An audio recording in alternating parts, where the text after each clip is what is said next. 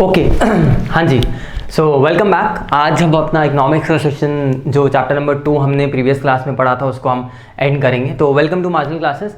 आई believe आपने previous classes तक बहुत अच्छे से सारी चीज़ें देखी हुई हैं। हमने अभी तक इंडिफरेंस कर्व और उसकी प्रॉपर्टी तक पूरा चैप्टर नंबर 2 डिटेल में स्टडी किया है। हमने कोई भी एस्पेक्ट ऐसा नहीं जिसको ऊपर से पढ़ा हो, हमने सारी चीज़ें डिटेल में पढ़ी, इसलिए हमें थोड़ा सा समय भी लगता है, राइट। चलिए तो हम आगे चलेंगे। आज का जो टॉपिक है वो मैंने आपको बताया था। बेसिकली जो हम पढ़ रहे हैं अपनी ऑर्डिनल अप्रोच के अंदर हम ये देखते हैं कि कंज्यूमर्स इक्विलिब्रियम कैसे होती है। But for that we have to understand two concepts, ठीक है। पहला था इंडिफरेंस कर्व जो कि मैंने आपको समझा दिया था, राइट। जो दूसरा कंसेप्ट है वो है बजट लाइन। बजट लाइन मैं आपको समझाने की भी कोशिश करूंगा, बहुत आसान सी प्रैक्टिकल सी बात है, आपको यूं भी समझ जाएगी, ठीक है। आपने पहली बार ये वर्ड बजट कब सुना होगा? बहुत सिंपल सी शब्द है। जब भी आप बजट शब्द यूज करते हैं दैट मीन्स कि आपके पास एक लिमिटेशन है, एक कंस्ट्रेन है। सर क्या बोल रहे हो, इजिली बोलो, इजिली समझाने की कोशिश करता हूं।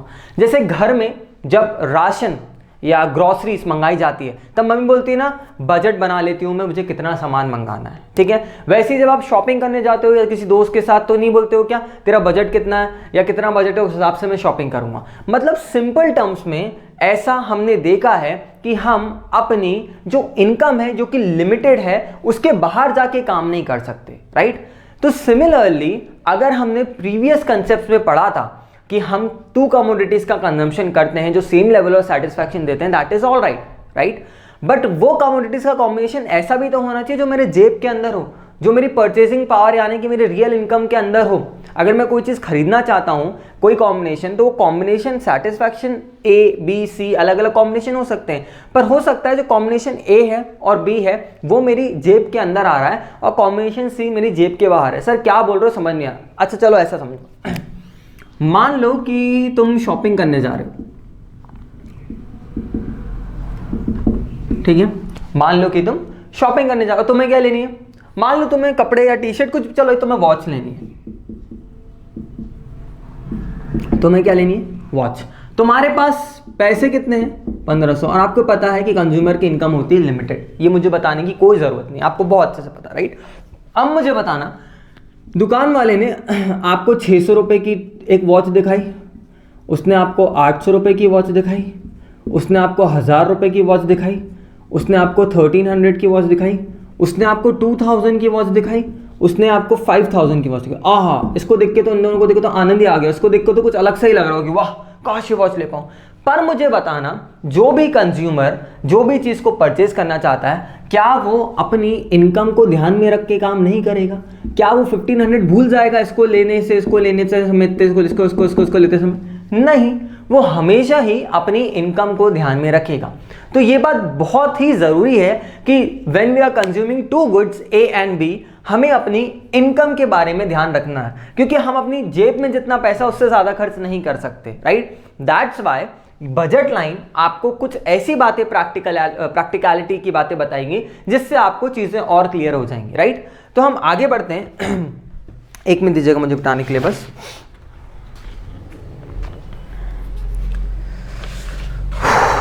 तो मैं इसको रब कर रहा हूं अभी, राइट।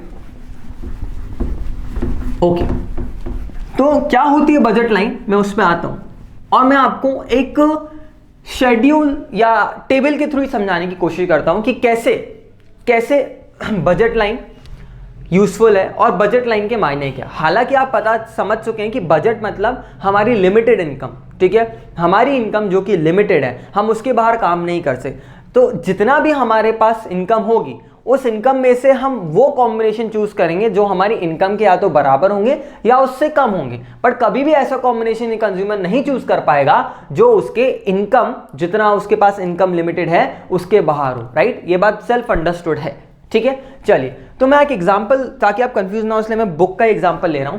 मान लीजिए कुछ कॉम्बिनेशन है जो कंज्यूमर यहां पे ले रहा है, मैं इसको भी मिटा दूं, राइट। कुछ कॉम्बिनेशंस है जो कंज्यूमर एक्वायर कर रहा है, मैं लिख देता हूं कॉम्बिनेशंस, ठीक है। दो कमोडिटीज हैं, एक हो गया एप्पल, एक हो गया बनाना, राइट, पक्का।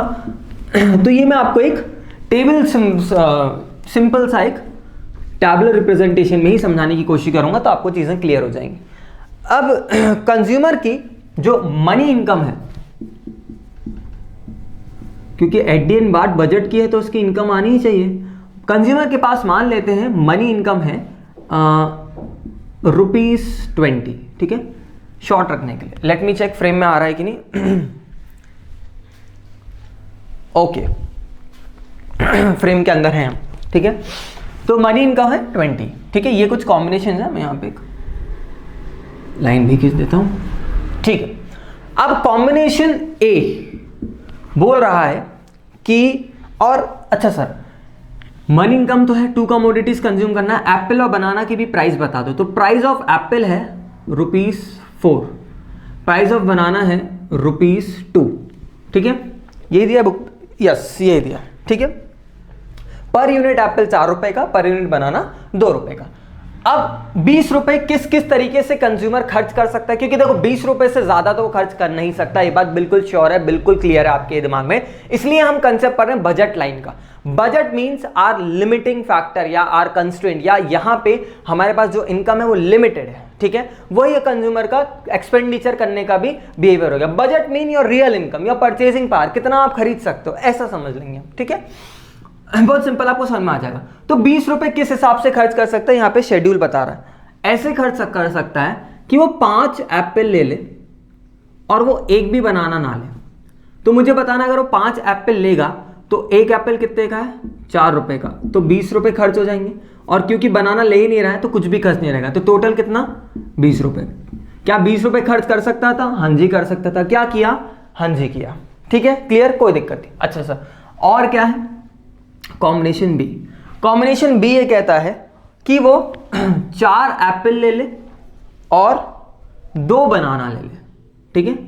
अब 4 एप्पल अगर ₹4 का एक है तो ₹16 यहां खर्च होंगे, और 2 बनाना अगर बनाना ₹2 का एक है तो ₹4 यहां खर्च होंगे। ये 16 और ये 4 को अगर आप ऐड करेंगे तो कंज्यूमर कितना खर्च कर पाएगा, 20। मतलब these are also different combinations, ये भी डिफरेंट कॉम्बिनेशन ऑफ 2 गुड्स ही, राइट। हम ये देखना चाह रहे हैं कि बेसिकली कंज्यूमर जो खर्च करता है वो किस प्रकार से करता है। तो ये आप हमेशा ध्यान रखेंगे कि अपनी इनकम को ध्यान रख के करता है। तो विद द गिवन इनकम क्या डिफरेंट कॉम्बिनेशन हो जा सकते हैं, हम वो पहले देख रहे हैं, ठीक है। ओके, देन आया कॉम्बिनेशन सी। कॉम्बिनेशन सी, हालांकि बुक में EFGHI लिखा है पर मैंने ABCD कर दिया for the ease of understanding.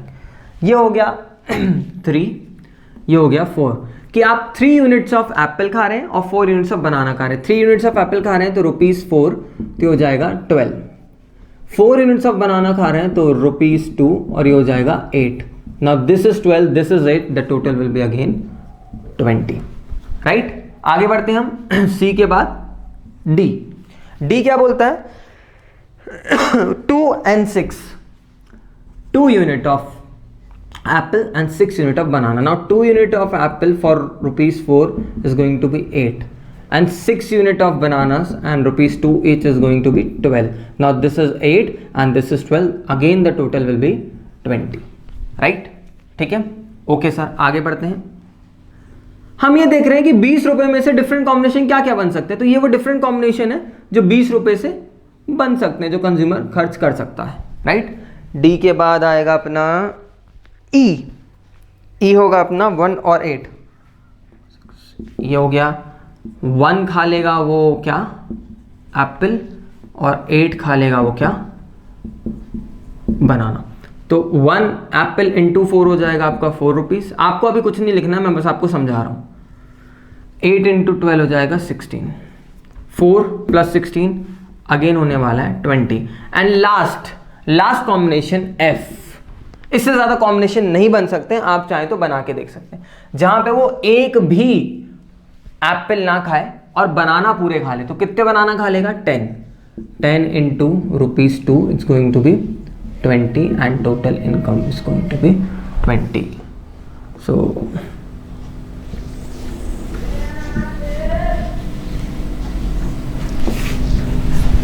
ठीक है, एक मिनट मैं चेक कर लूँ जरा। ठीक बराबर आपको दिख रहा है।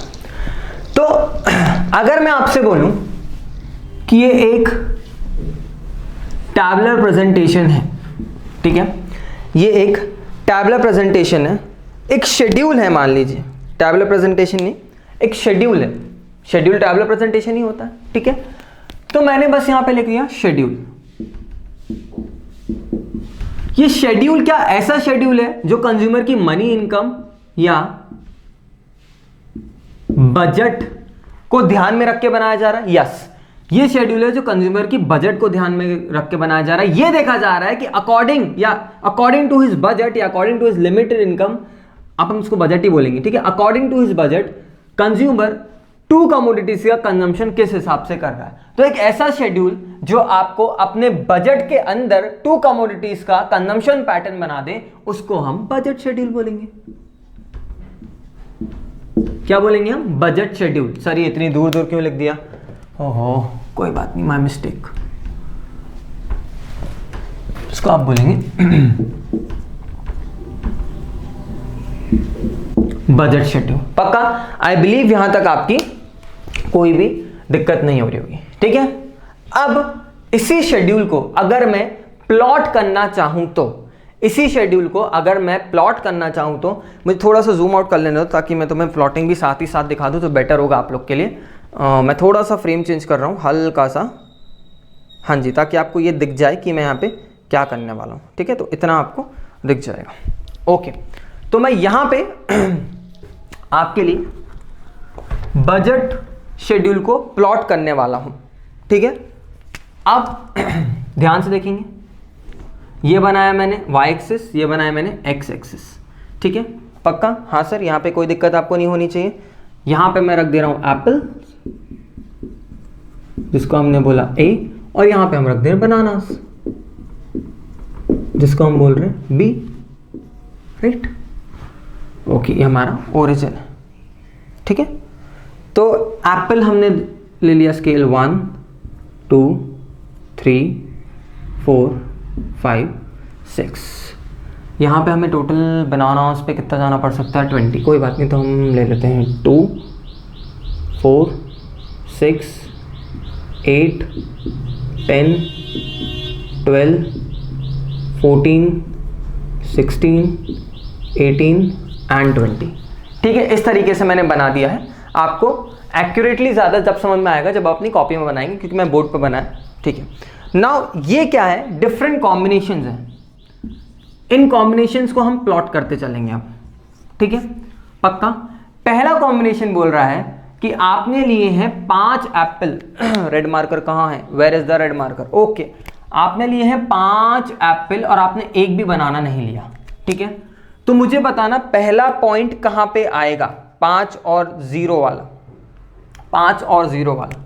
ये आपका 5 एप्पल लिया आपने और एक भी बनाना लिया, तो बनाना तो 0 ये हो गया, और एप्पल 5 ये, ठीक है। दूसरा कॉम्बिनेशन बोलता है कि आपने 4 एप्पल लिए हैं और 2 बनाना लिए हैं, तो ये आपका हो गया 4 एप्पल और ये हो गया आपके 2 बनाना। तो कुछ इधर मेरे से थोड़ा एक्यूरेटली नहीं बनेगा क्योंकि मैं बोर्ड पे बना रहा हूं, बट आप बनाओगे तो बन जाएगा। तीसरा बोल रहा है 3 एप्पल और 4 बनाना, तो ये है 3 एप्पल और ये कहीं 4 बनाना, ये, ठीक है। इसको भी थोड़ा सा बनाना। फिर बोल रहा है 2 एप्पल और 6 बनाना, तो ये 2 एप्पल वाला पॉइंट और 6 बनाना वाला पॉइंट होगा कहीं यहां, ठीक है। ओके, देन बोल रहा है 1 एप्पल और 8 बनाना, तो मैंने बोला 1 एप्पल और 8 बनाना, लो ये बना दिया, ठीक है। और लास्ट बोल रहा 0 एप्पल और 20 बनाना, 0 Apple and sorry 0 Apple and 10 बनाना, 20 गलती से बोल दिया 10, ठीक है। 0 एप्पल 10 बनाना, ये। तो अगर मैं इसको प्लॉट करूंगा तो मेरी कुछ यूं लाइन बनेगी, राइट, मेरा कुछ यूं लाइन बनेगी। तो this line here by which is the graphical representation of budget schedule is known as budget line, is known as budget line. This line जिसमें कॉम्बिनेशंस कौन कौन से थे, यहां से मैंने प्लॉट करना चालू किया, ये था ए था, ये बी था, ये सी था, ये डी था, ये ई था, ये एफ था। तो ये A B C D F जो कॉम्बिनेशंस हैं ये हमें बेसिकली इनसे हमें क्या मिला है, this is your budget line. पक्का, this is your budget line. एक मिनट दीजिएगा ताकि मैं आपको कुछ बातें मार्क करानी है, बता पाऊँ। ठीक है सर, बजट लाइन हमें यह बताती है कि विद द गिवन इनकम क्या पॉसिबल कॉम्बिनेशन हो सकते हैं जिसमें कि एक कंज्यूमर अपना जो कंजम्पशन कर सकता है 2 गुड्स का। ठीक है, यानी कि जब उसके पास 20 रुपए है तो 20 रुपए को किस तरीके से वो डिस्ट्रीब्यूट कर सकता है 2 गुड्स में, जिसमें उसने अपनी बजट पूरी इनकम को ही एक लाइन पे उतार दिया। बजट लाइन, बात खत्म। ठीक है, आपकी इनकम जिसके अकॉर्डिंग कॉम्बिनेशन सिलेक्ट करके आप कंज्यूम कर सकते थे, उसको अगर एक लाइन पे उतार दिया जाए, that is known as budget line. Basically budget schedule का ग्राफिकल रिप्रेजेंटेशन बजट लाइन कहलाती है। बजट लाइन बताती क्या है? बजट लाइन ये बताती है कि with the given income how many combinations a consumer can consume of combinations of 2 goods. ठीक है, 2 गुड्स का कॉम्बिनेशन। ठीक है, which is exactly equal to his income, मतलब पूरे 20 रुपए खर्च हो जाने चाहिए। बजट लाइन मतलब बजट को लाइन पे उतार दो, बात खत्म। 20 रुपए मतलब 20 रुपए, हर जगह 20 रुपए खर्च होने चाहिए, ऐसा वाला कॉम्बिनेशन। ध्यान से ये बात मैंने लिख लीजिएगा कहीं कि हर जगह 20 रुपए खर्च होने चाहिए, नहीं तो आपको आगे आने वाले कंसेप्ट में दिक्कत हो जाएगी। ठीक है, तो आपको कहीं भी ये नहीं दिखेगा कि 20 रुपए से कम खर्च हो रहे होंगे, हर जगह 20 रुपए खर्च हो रहे हैं, ऐसा कॉम्बिनेशन। ठीक है, इसको आप बोलेंगे बजट लाइन। पक्का, आई बिलीव यहां तक बातें आपके क्लियर है। ठीक है, अब 2 पॉइंट आते हैं यहां पे जिसको हमें स्टडी करना पड़ेगा। ठीक है, एक पॉइंट होता है ये, अगर ये कोई पॉइंट एक कॉम्बिनेशन है, यहां पे तो आपको f e d c b ये कॉम्बिनेशन, ये यहां कोई कॉम्बिनेशन है, यहां कोई कॉम्बिनेशन, कोई भी कॉम्बिनेशन अगर बजट लाइन के बाहर है तो क्या मेरे जेब में 20 रुपए है तो मैं क्या 80-100 रुपए खर्च कर पाऊंगा? नहीं। तो वो पॉइंट हमारे लिए अनअटेनेबल पॉइंट कहलाएगा कि भाई विद द गिवन इनकम तो हम यहां तक कभी नहीं पहुंच सकते। ठीक है, अनअटेनेबल पॉइंट या अनअटेनेबल कॉम्बिनेशन कि भाई साहब विद द गिवन इनकम तो हम यहां तक कभी नहीं पहुंच सकते। और अगर कोई पॉइंट यहां है अंदर, कोई अगर बजट लाइन के अंडर है, तो अगर आप 20 रुपए खर्च करने की बात कर रहे हो तो ये वो सारे पॉइंट है ना जहां पे आपके पूरे 20 रुपए खर्च हो रहे होंगे। तो अगर कोई भी पॉइंट उसके अंदर मिलेगा, चाहे यहां मिले, चाहे यहां मिले, चाहे यहां मिले, चाहे यहां मिले, कोई भी पॉइंट अगर बजट लाइन के अंदर की तरफ देखेगा तो ये बताएगा अंडर स्पेंट इनकम। आपने अच्छे से पैसा खर्च नहीं किया, आप और भी खर्च कर सकते थे, अंडर स्पेंट इनकम।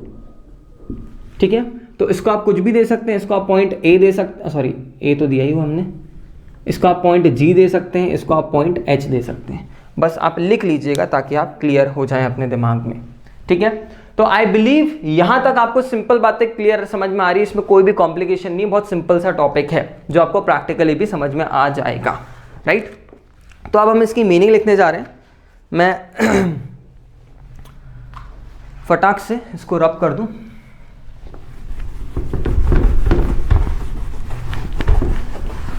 और ये कॉम्बिनेशंस वाला कॉलम भी रब कर दूं ताकि मुझे लिखने के लिए जगह मिल जाए। एप्पल बनाना को हम यही रहने देते हैं। ठीक है, okay. Meaning,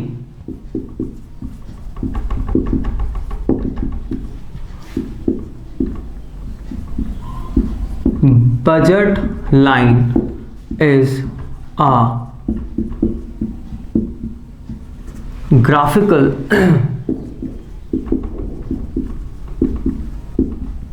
representation of all possible combinations of 2 goods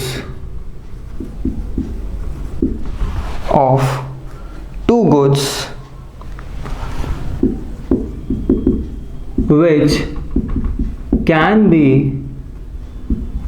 purchased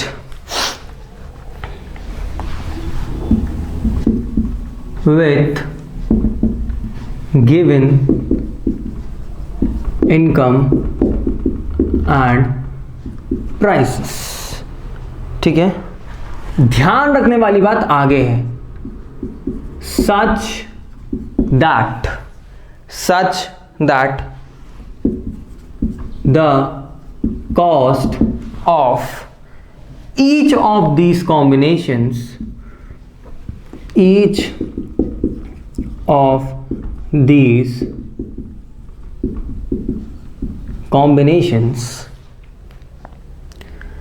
is equal to the money income of the consumer, is equal to the money income of the consumer। ये लाइन जो इसके बाद लिखी है ये बहुत ही इंपॉर्टेंट लाइन है, आगे एक और कंसेप्ट आएगा क्योंकि बच्चे वहां पे कंफ्यूज हो जाते हैं। लिखा क्या है, budget line is a graphical representation. इसी चीज को हमने जब इस तरीके से रिप्रेजेंट कर दिया तो क्या वो ग्राफिकल रिप्रेजेंटेशन हो गया? Yes, of all possible combinations हमने लिखा था a B C d e f, तो हमने यहां पे लिख दिया था a B C d e f. ठीक है, graphical representation of all possible combination of two goods, हमने देखा apple and banana, which can be purchase with given income and prices such that the cost of each of these combination, सारे combination का cost कितना खर्चा हुआ बराबर होने चाहिए इनकम के। तो हर एक कॉम्बिनेशन में देखो जितना खर्चा कर रहे हैं, यहाँ पे 20 रुपए खर्च कर रहे हैं, यहाँ पे 16 + 4 खर्च कर रहे हैं बराबर 20, यहाँ पे भी 12 + 8 12 खर्च कर रहे हैं बराबर 20। सारे कॉम्बिनेशन का खर्चा इस प्रकार से होना चाहिए कि आपकी मनी इनकम के बराबर है। बजट को लाइन पे उतार दो, that is budget line. That means पूरा पैसा खर्च होना चाहिए, चाहे वो कॉम्बिनेशन ए हो, बी हो, सी हो, डी हो, ई हो, पूरा पैसा खर्च होना चाहिए। ये बात बिल्कुल नहीं भूलेंगे। क्या बात क्लियर है? इसलिए मैंने आपको ये यहाँ पे हाईलाइट करवा दिया। ठीक है, आप प्लीज इसको लिख लीजिएगा। 1 मिनट में और चेक कर लूं। सर कितना चेक करते हो आप? यार आप ही के लिए फायदा नहीं तो बाद में दिक्कत हो जाए। ठीक है, क्लियर है, आपको समझ में आ रहा है? ओके, ठीक है। और आपको बहुत अच्छे से पता है कि हम इन कॉम्बिनेशंस को आप थोड़ी सी अच्छी लैंग्वेज में बंडल्स बोलते हैं। ठीक है, तो कहीं बंडल भी लिखा मिले तो कंफ्यूज ना हो।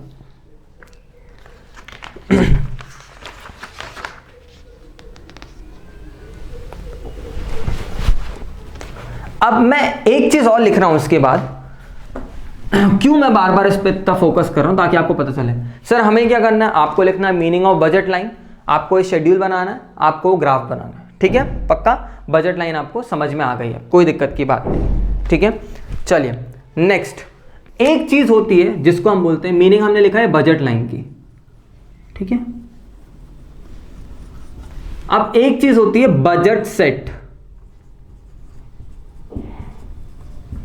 अब बजट लाइन और बजट सेट में स्टूडेंट हमेशा कंफ्यूज होता है। क्यों? क्योंकि मैं लिख के बता रहा हूं, देखना जरा क्या लिखा है।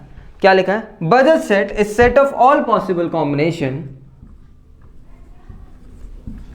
Budget set is set of all possible combinations of two good which are consumer of two goods which a consumer can afford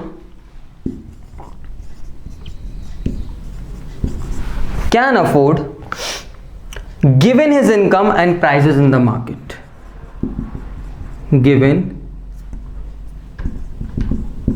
his income and prices in the market। अगर पढ़ोगे ना तो काफी बच्चे तो बोलते हैं सर एक ही बात तो लिखिए, यहाँ पे भी लिखा budget line is a graphical representation of all possible combination of two goods which can be purchased with the given income and prices. यहाँ पे भी लिखा budget set is the all combination of possible combination of two goods which can consumer can afford with given income and prices in the market. पर क्या missing है यहाँ पे? क्या मिसिंग है? ये पूरी लाइन, ये पूरी चीज यहां पे कहीं लिखी ही नहीं है। इसका मतलब क्या हो गया? मतलब मायने और मीनिंग अलग अलग है। सर समझाओ कैसे अलग अलग है? बेटा बजट लाइन और बजट सेट में क्या अंतर है ये देखिए। बजट लाइन ये बोलती है कि बजट लाइन पे फॉल होने वाला सारा कॉम्बिनेशन वो कॉम्बिनेशन होंगे जिन पे किया गया खर्चा आपकी इनकम के बराबर होगा। मतलब अगर आपकी इनकम 20 है, 20 पूरी खर्च होगी। Combination a B C d e f यही बताएंगे कि पूरी 20 रुपए खर्च हो रहे हैं। पर क्या जरूरी है कि कंज्यूमर हमेशा ऐसे ही कॉम्बिनेशन ले जिसमें 20 रुपए खर्च हो रहे? नहीं, कंज्यूमर ऐसा भी तो कर सकता है ना। यहां पे आप बोल रहे हो कि चार एप्पल ले रहा है, 2 बनाना ले रहा है। ऐसा भी तो हो सकता है कि वो 3 एप्पल ले और 1 बनाना ले। अगर 3 एप्पल लेता है तो उसको 4 रुपए देने पड़ते हैं, तो यहां 12 रुपए है। ठीक है, यहां पे 1 एप्पल बनाना लेता है तो उसको 2 रुपए देने पड़ते हैं, यहां 2 रुपए हैं, तो ये 12 + 2 मिलके 14 हो जाएंगे।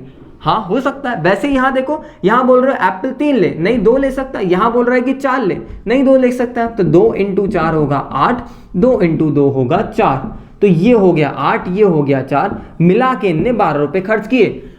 तो ऐसा भी तो पॉसिबल हो सकता है कि कंज्यूमर अपनी इनकम को पूरी तरीके से यूटिलाइज ना करे, उससे कम खर्च करे। हाँ, हो सकता है, बट देन वो आएगा, फॉल करेगा बजट सेट के अंदर। बजट सेट में वो सारे कॉम्बिनेशन हो सकते हैं जिसमें कंज्यूमर 20 के बराबर तो खर्च कर ही रहा है, साथ ही साथ 20 से कम भी। पर बजट लाइन की अगर मैं बात करूं, बजट लाइन भाई एक वो ही कॉम्बिनेशन होंगे जो such that the cost of each of this combination is equal to the money income of the consumer. मतलब बजट सेट की बात करें ना, तो ये कॉम्बिनेशन ये तो आएगा, साथ ही साथ ये भी आ जाएंगे। मतलब बजट सेट में वो सारे कॉम्बिनेशन आ जाएंगे जो कंज्यूमर की इनकम के बराबर खर्चा हो रहा है जिन कॉम्बिनेशन में, या उससे कम, ग्रेटर देन और इक्वल टू। ठीक है, सॉरी, लेस देन और इक्वल टू। ठीक है भाई, अगर आप बजट सेट की बात करो तो वो सारा खर्चा, ऐसे कॉम्बिनेशन जो इनकम के बराबर भी खर्च हो रहे हो और इनकम से कम भी। ठीक है, लेस देन इक्वल टू लगता है उसमें। बट अगर बजट लाइन की बात करेंगे ना, तो बजट लाइन में वो सारे कॉम्बिनेशन फॉल करेंगे जो कंज्यूमर की इनकम के बराबर ही खर्च हो रहा होगा। मतलब अगर मैं इसको बोलूं, जो मैंने अभी आपको बताया था कि भाई यहां पे 3 भी तो खा सकता है, यहां पे 1 भी तो खा सकता है, ये एलिमिनेट हो जाएंगे अगर हम बजट लाइन की बात करेंगे, क्योंकि वहां पे तो हम सिर्फ ये करेंगे। पर जैसे हम बजट सेट पे आएंगे तो हम ये भी लेंगे, फिर तो ये कॉम्बिनेशन भी आ सकता है और ये कॉम्बिनेशन भी आ सकता है, जो हमने अभी बताया। क्या बात क्लियर है? So this is the difference between budget set and budget line. ठीक है, बजट सेट और बजट लाइन की मीनिंग मैंने आपको बोर्ड पे लिखा दी है, आप प्लीज उसको लिख लेंगे। बजट लाइन का एक्सप्लेनेशन भी मैंने आपको बता दिया है। ठीक है, अब मैंने हालांकि आपको ये चीज पहले भी बता दी थी, पर मैं वापस से बता देता हूं। मैंने आपको शॉर्ट ट्रिक बताई थी पहले भी कि बजट लाइन को मैथमेटिकल एक्सप्रेशन या एल्जेब्रिक एक्सप्रेशन कैसे होता है। अगर मुझे बजट लाइन एक्सप्रेस करनी है तो कैसे करेंगे? बजट लाइन में आपने बोला कि पहली बात जो भी है आपके कॉम्बिनेशंस, ठीक है, आपके कॉम्बिनेशंस ये बराबर कितना होना चाहिए आपके मनी इनकम के, यानी कि टोटल एक्सपेंडिचर आपका कितना होना चाहिए यहाँ पे 20। तो ये कॉम्बिनेशन क्या है? Combination of 2 goods, good a and good b. अगर मुझे ये देखना है कि ए पे मैंने कितना खर्चा किया है, तो मैं क्या लिखूंगा? मैं लिखूंगा quantity of A into price of A. तो मुझे पता चलेगा ए पे मैंने कितना खर्च किया। और बी के लिए क्या लिखूंगा? Quantity of b into price of b. तो मुझे पता चलेगा बी के लिए कितना खर्चा किया। जैसे कि यहां पे बोल रहा हूं एप्पल मैंने 5 लिए हैं, तो एप्पल 5 लिए हैं और एप्पल की कीमत कितनी थी? 4, तो मैंने लिख दिया 4 प्लस मैंने बनाना कितने लिए? 0, एक भी नहीं लिया, 0। तो 0 इंटू कुछ भी आंसर 0 ही आना है, तो बराबर किसके हो गया? 20 बराबर 20। अरे क्या यही मैंने आपको शॉर्ट ट्रिक के पॉइंट ऑफ व्यू से नहीं बता दिया था कि 2 कम्युनिटी में? हाँ सर बता दिया था, राइट। इसलिए मैंने बोला था टेक्निकली वो वहां पे सही नहीं था, जस्ट अ शॉर्ट ट्रिक, क्योंकि उसका रिलेवेंस यहाँ पे लाता है बजट लाइन के लिए। हालांकि आप सॉल्व करने के लिए यूज कर सकते हैं, पर वहां पे किसी को भी उसको कंडीशन ना बताइएगा मैंडेटरी कि कंज्यूमर इनकम निकालना है। तो ये शॉर्ट ट्रिक है, वो एक बात की बात है, उसको कहीं पे भी आप अप्लाई मत, मतलब उसको कहीं पे भी किसी को ये मत बोलिएगा कि उसी शॉर्ट ट्रिक से आप कंज्यूमर इनकम निकालते हैं, क्योंकि कंज्यूमर इनकम में 2 कमोडिटीज निकालने का MUX/PX = MUY/PY ही बोला जाता है। उसके बाद MU मस्ट फॉल ये बोला जाता है। आप उसको वहां पे शॉर्ट ट्रिक सब अपने दिमाग में रखिएगा, ठीक है, क्योंकि वो कहलाता है, ये जो मैंने उस समय बताया था वो ये होता है, जिसको हम बोलते हैं algebraic expression of budget line. मैं लिखा देता हूं,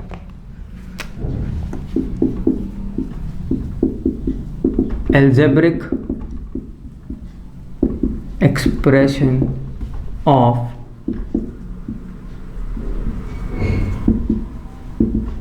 बजट लाइन। जिसको हम बोलते हैं quantity of a into price of a plus quantity of b into price of b is equal to money income. ये आप लिख लीजिएगा कहीं भी, ठीक है, ठीक है, पक्का। चलिए, तो आई बिलीव आपको ये बात क्लियर है। अब हम आगे बढ़ते हैं हमारे नेक्स्ट टॉपिक की तरफ, ठीक है। नेक्स्ट टॉपिक क्या है सर? हमें कुछ बातें समझनी है बजट लाइन से रिलेटेड, ठीक है। पहली बात, हमें कुछ बजट लाइन के बारे में ग्राफिकल चेंजेस को समझना है। सर वो ग्राफिकल चेंजेस क्या है? ध्यान से देखेंगे। सर मिटाने में टाइम क्यों लगा रहे हो? जब रिकॉर्डेड लेक्चर है तो चुपचाप से इसको पॉज करो, जब पूरा लिख लो बना लो तब करो। यार वो पॉज करने के चक्कर में फिर उसको ट्रिम करके फिर उसको एडिट करो, फिर उसको ऐड करो, फिर उसको कन्वर्ट करो, प्रोसेस करो, अपलोड करो, घंटों निकल जाते हैं। इसलिए अगर मैं मिटा रहा हूँ रिकॉर्डेड में भी तो समझ जाऊँ मैं क्यों कर रहा हूँ, क्योंकि उसमें टाइम बहुत वेस्ट होता है, ठीक है। अब हम देख रहे हैं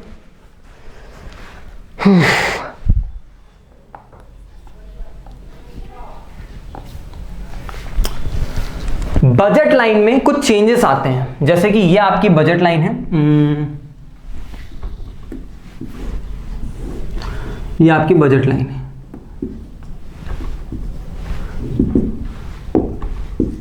ये हो गया आपका एप्पल, ये हो गया आपका बनाना, राइट, ठीक है। अब ये बजट लाइन ऐसी तब है ना जब ना एप्पल की कीमत चेंज हो रही है ना बनाना की।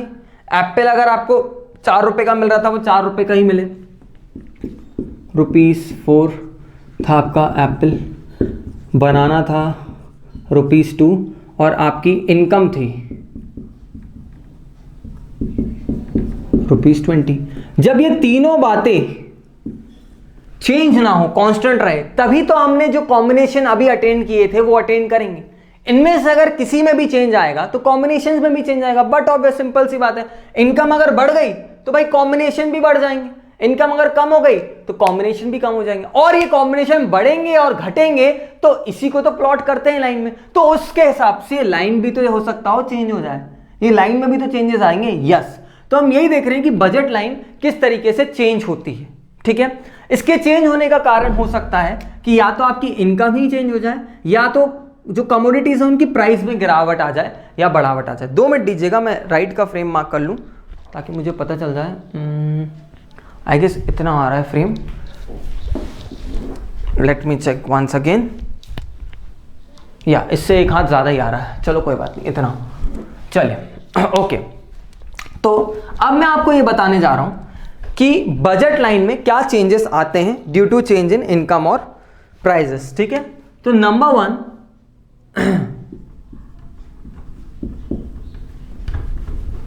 Change in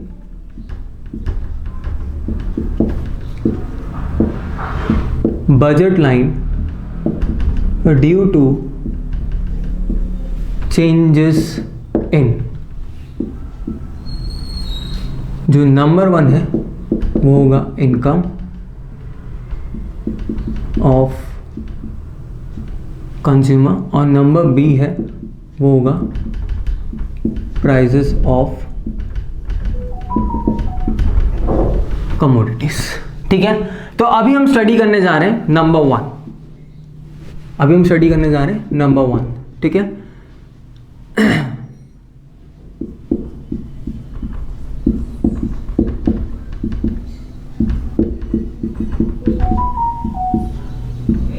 change in income of consumer, right, ठीक है। Change in income of consumer हो सकता है कि नंबर 1 इनकम आपकी इंक्रीज हो जाए, हो सकता है नंबर 2 इनकम आपकी डिक्रीज हो जाए। यस सर, बिल्कुल पॉसिबल है। तो मुझे बताना, अगर ये एक गिवन बजट लाइन थी,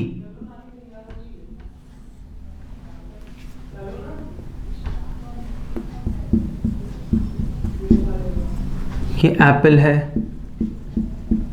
ये बनाना है, ये ओ है, ये एक्स है, ये y है, राइट।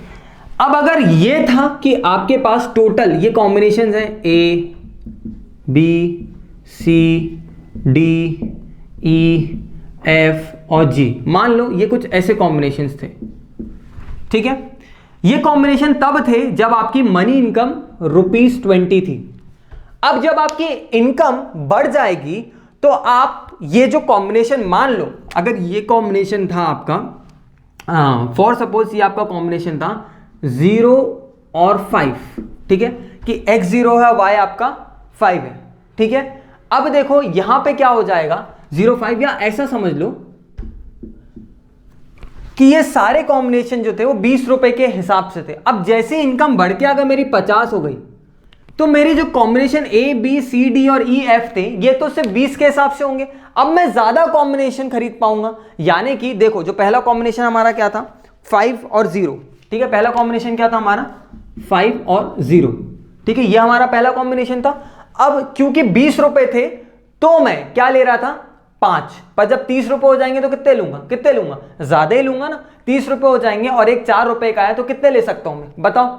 4 7 28, मतलब मैं 7 ले सकता हूं कम से कम यहां पे एप्पल, ठीक है।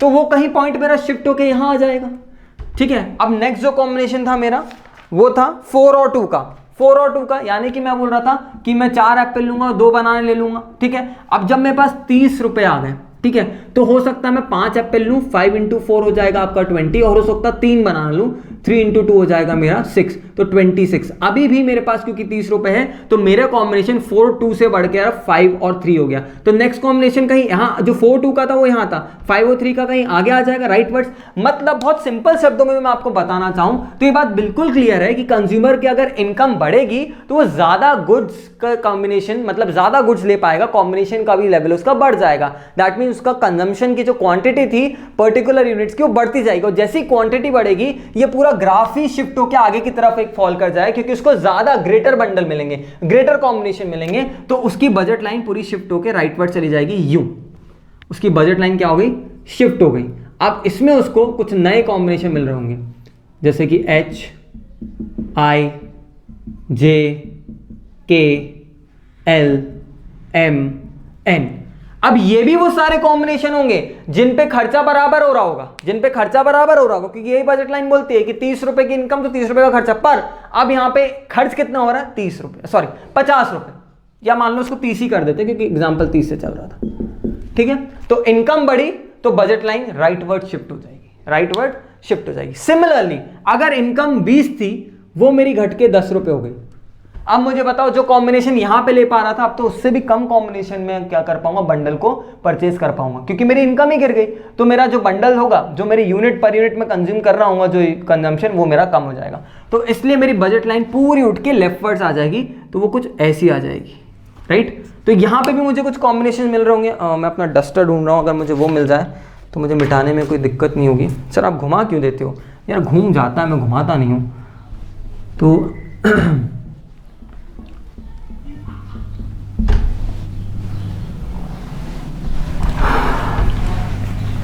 तो ये आपको दिख रहा है कि एक, चलो छोड़ो, मैं वापस से आपको बस 2 मिनट में फटाक से बता दे रहा हूं मैं क्या कर रहा हूं। मैंने बनाया एक बजट लाइन, मैंने बोला जैसे आपकी इनकम बढ़ेगी आपकी बजट लाइन राइटवर्ड चली जाएगी और एक नई बजट लाइन आपको राइटवर्ड दिखेगी as compare to the earlier budget line, ठीक है। अगर ये आपकी बजट लाइन है ए तो हो जाएगी A1, ठीक है, जो राइटवर्ड गई, क्यों, due to increase in income, ठीक है, पक्का।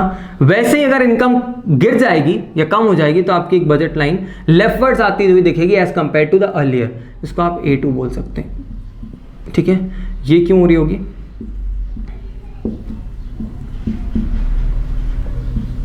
Due to decrease in income. I believe आपको बस ग्राफिकली ये शो करना है और कुछ नहीं, आपको कभी प्लॉट करके ही नहीं बोला जाएगा। आपसे पूछा जाएगा कि अगर कंज्यूमर की इनकम बढ़ गई तो बताइए बजट लाइन में क्या शिफ्ट होगा, तो आप बजट लाइन बता देंगे राइटवर्ड शिफ्ट होती हुई, ठीक है। तब आप तीनों नहीं बनाएंगे, आप सिर्फ ये 2 बनाएंगे, ये जो है एक सेंटर वाली दिखाएंगे, एक राइटवर्ड शिफ्ट होती हुई दिखाएंगे। बोलेगा बताओ इनकम आपकी कम हो गई, बताओ क्या शिफ्ट आएगा, तो आप ये दोनों बना देंगे, एक बजट लाइन पहले और एक शिफ्ट होती हुई, ठीक है। ये तीनों मैंने साथ में बना के आपको चेंजेस बता दिए कैसे आते हैं, क्योंकि इनकम बढ़ती है तो आप ग्रेटर बंडल्स ले पाते हो, इसलिए वो शिफ्ट होकर प्लॉट पॉइंट आगे चले जाएंगे तो आप आगे की तरफ लाइन रहेंगे, और इनकम कम होती है तो आप लेसर बंडल ले पाओगे, ज्यादा गुड्स नहीं ले पाओगे, इसलिए वो लेफ्टवर्ड्स की तरफ आ जाती है, right. I believe this is very much clear to you, ठीक है। चलिए आगे बढ़ते हैं, हमने इनकम के चेंजेस देख लिए हैं। सर ये हम बना सकते हैं और बेटर है आप बुक का रेफरेंस लेके एक बार बुक से भी देख के बना लीजिएगा, यही चीज़ वहाँ पे भी दी हुई है, राइट, ठीक है। ओके, इसको भी रब कर ही देते हैं, अभी किसी काम का नहीं है। नेक्स्ट मैंने बोला point number 2, change in price. एक तो इसलिए भी तो आप ज्यादा गुड्स एंड सर्विसेज ले रहे थे क्योंकि आपकी इनकम बढ़ गई, या आप कम ले रहे थे क्योंकि आपकी इनकम घट गई। दूसरा भी तो हो सकता है आपकी इनकम में कोई चेंज ना है, आपकी इनकम 20 थी 20 है, भाई सामान ही महंगे या सस्ते हो जाए तब भी तो आपके खर्च करने की क्वांटिटी पे फर्क पड़ जाएगा। भाई मेरे पास 10 रुपए थे, कोई चीज आती थी मान लो 4 रुपए की, 4 रुपए की आती थी तो मैं उसको कितने, सॉरी 3 रुपए की आती थी, जब 3 रुपए की आती थी तो मैं उसको 3 ले लेता था, मेरे पास 10 रुपए इनकम है। अब वैसे ही जैसे ही वो चीज़ 4 रुपए की आई तो मैं अब 3 नहीं ले पाऊंगा, अब मैं 2 ही ले पाऊंगा क्योंकि 4 4 2 8 होता हूँ, मेरे पास खर्च करने के लिए 10 ही है, ठीक है। वैसे ही अगर मैं 3 रुपए की चीज़ जो पहले थी वो 2 की हो गई है तो अब मैं कितनी ले पाऊंगा, 5 ले पाऊंगा। समझ रहे हो ना आप, मतलब चीज़ों में प्राइसेस के चेंज आने से भी आपके जो बजट सेट होते हैं यानी कि जो बंडल्स होते हैं उसमें चेंज आता है और बजट लाइन में चेंज क्रिएट करेगा, ध्यान से देखेंगे। और एक जो गाड़ी वाला आता है ना कचरा लेके, ये मेरी क्लास के टाइम पे ही आता है, तो आपको गाना सुनाई दे रहा होगा अगर तो इसी वजह से दे रहा होगा, तो प्लीज़ उसको इग्नोर करिएगा, ठीक है। अब मान लो ये बजट लाइन थी, ठीक है, ये आपने बोला एप्पल, ये आपने बोला बनाना से होगा ओरिजिन, ये हो गया एक्स एक्सिस, हो गया वाई एक्सिस। एक बार मैं चेक कर लूँ मैं कौन से पेज पे हूँ, ठीक है।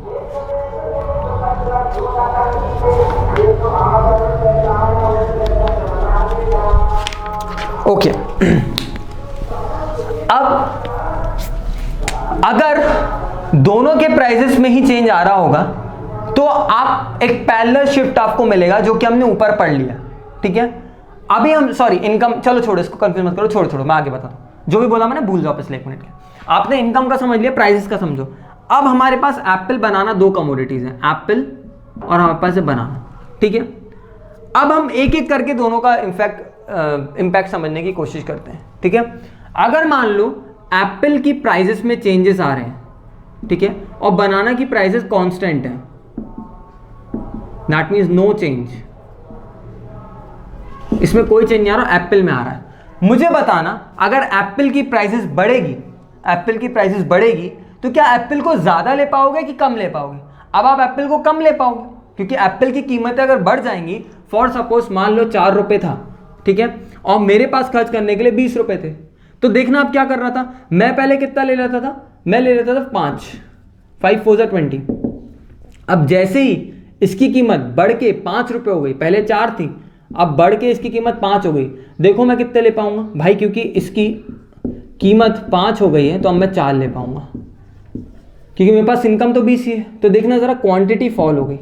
तो अगर मैं एप्पल की तरफ देखूं, ये एप्पल वाली लाइन है, ये बनाना है, ठीक है, तो बनाना में तो कोई चेंज नहीं आ रहा, ठीक है, आपको दिख रहा होगा बनाना में तो कोई चेंज नहीं आएगा, बनाना कांस्टेंट। पर एप्पल क्योंकि मेरी प्राइसेस बढ़ गई है तो मैं ज्यादा ले पाऊंगा कि कम, मैं कम ले पाऊंगा, तो बजट लाइन अंदर की तरफ आएगी और ऐसे आएगी, यूं। अब पहले आप इतना ले पाते थे ए, अब आप A1 ले पाएंगे कम, क्योंकि उसकी खुद की कीमत बढ़ गई है, कीमत बढ़ गई है तो आप अब ज्यादा अफोर्ड नहीं कर सकते क्योंकि आपकी इनकम कांस्टेंट है इस बार, ठीक है, ये बात ध्यान रखिएगा। तो ये जो आपका है ये कहलाता है रोटेशन। क्या कहलाता है? रोटेशन। अभी बताता हूं कैसे। सिमिलरली अगर एप्पल की प्राइसेस कम हो गई, अगर एप्पल 4 रुपए का जो मिलता था 2 रुपए का मिलने लगा, 2 रुपए का मिलने लगा, तो भाई साहब मैं तो 10 ले लूंगा, 20 रुपए बराबर। तो देखो जरा बढ़ गया मेरा कंजम्पशन, तो मेरा एप्पल का कंजम्पशन बढ़ जाएगा क्योंकि मैं ज्यादा ले रहा हूं, मैं ज्यादा ले रहा हूं, तो एप्पल का कंजम्पशन बढ़ जाएगा। ये हो गया A2। अब ये एक ही बजट लाइन है, ये ऐसे ऐसे हो रही है, this is known as rotation, ठीक है। पूरी लाइन जब शिफ्ट होकर आगे की तरफ चले जाए तो उसको शिफ्ट कहते हैं। जब पूरी लाइन ही उठ के आगे या पीछे चले जाए, जो हमने इससे पहले देखा, वो कब होगा? जब दोनों की प्राइसेस में चेंज आ रहा होगा, तब तो हमारी लाइन शिफ्ट हो रही होगी या वो हो रही होगी। ठीक है, जब दोनों की प्राइसेस में भी चेंज आएगा ना, तब भी शिफ्ट होगा। हम बाद में स्टडी करेंगे, उसकी दिक्कत नहीं है। आपने इनकम समझ लिया कि इनकम जब भी बढ़ रही थी या इनकम जब कम हो रही थी तो क्या कर रहे थे? जब इनकम बढ़ रही थी तो बजट लाइन राइटवर्ड जा रही थी, क्योंकि हम ज्यादा कॉम्बिनेशन ले पा रहे। जब इनकम कम हो रही तो बजट लाइन लेफ्टवर्ड आ रही। यहाँ पे देखो इनकम कांस्टेंट है पर प्राइसेस में चेंज आ रहा है, और जब प्राइसेस में चेंज आता है तो बजट लाइन रोटेट करती है। ठीक है, राइटवर्ड्स या लेफ्टवर्ड्स। अब देखो जब बजट लाइन राइटवर्ड्स जा रही है, जब बजट लाइन राइटवर्ड्स जा रही है, ये राइटवर्ड्स आने का कारण क्या हुआ कि एप्पल की प्राइसेस में गिरावट आई। तो आप यहां पे लिखेंगे फॉल इन प्राइस, इसलिए राइटवर्ड जाती है। फॉल इन प्राइस जाने का वजह क्या हुआ? अब राइटवर्ड जाने की वजह क्या है? फॉल इन प्राइस, तभी तो ज्यादा ले पा रहे हो। लेफ्टवर्ड जाने की वजह क्या हुआ? राइज इन प्राइस, क्योंकि भाई इसकी कीमतें बढ़ गई, इसलिए हम अब इसको नहीं ले पाएंगे। आई believe this is very much clear, right?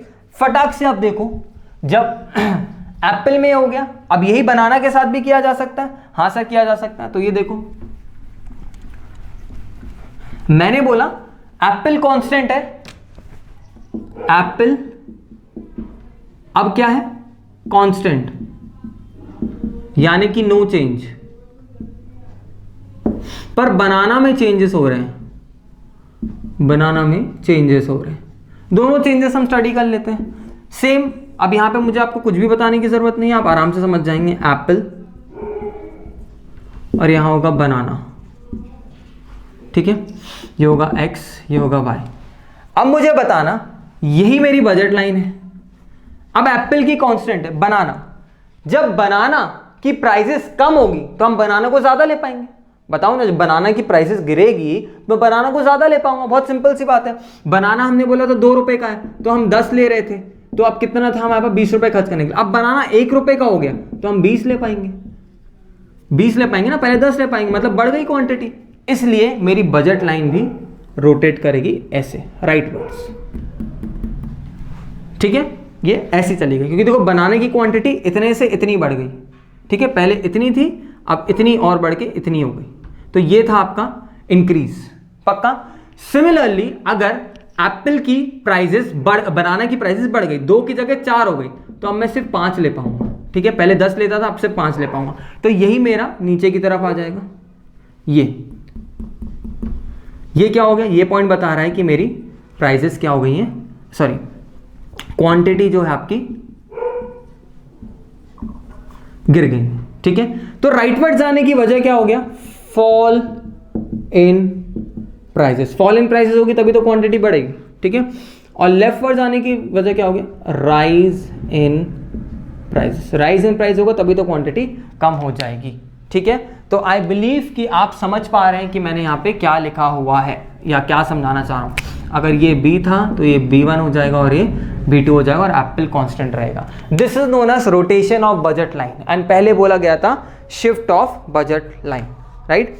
एक था रोटेशन, एक था शिफ्ट। आपको पेज नंबर 2.21 में दोनों बातें मिल जाएंगी। आप प्लीज़ इसको पढ़ लीजिएगा, इसकी छोटी छोटी नोट मेकिंग भी कर लीजिएगा, राइट? ठीक है, चलिए अब हम बढ़ते हैं हमारे नेक्स्ट टॉपिक की तरफ।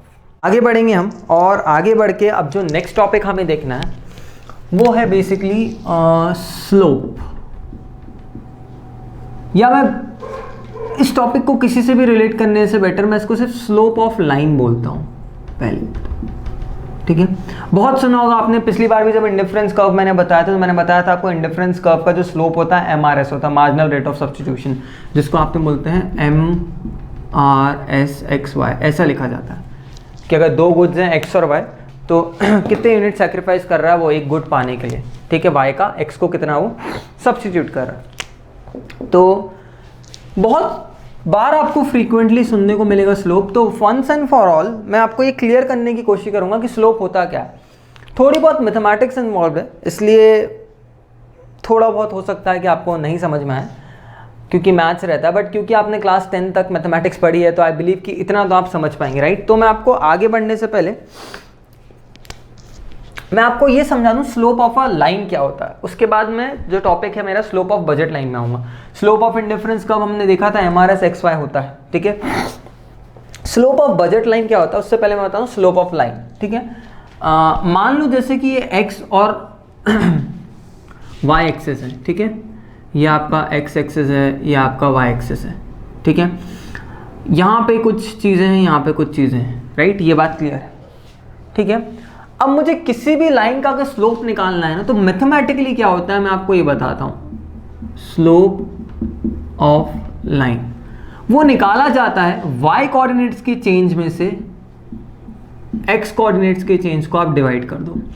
y2 is minus y1 upon x2 minus x1। अगर आपने पहले भी कभी मैथमेटिक्स में पढ़ा हो मैथमेटिक्स में पढ़ा हो तो ये बात शायद ये फॉर्मूला आपने मैथमेटिक्स में देखा होगा, नहीं भी देखा होगा तो कोई दिक्कत की बात नहीं, मैं x² क्यों दिख रहा हूँ, x2 और ये x1, ठीक है, ये y2 और ये y1, ठीक है।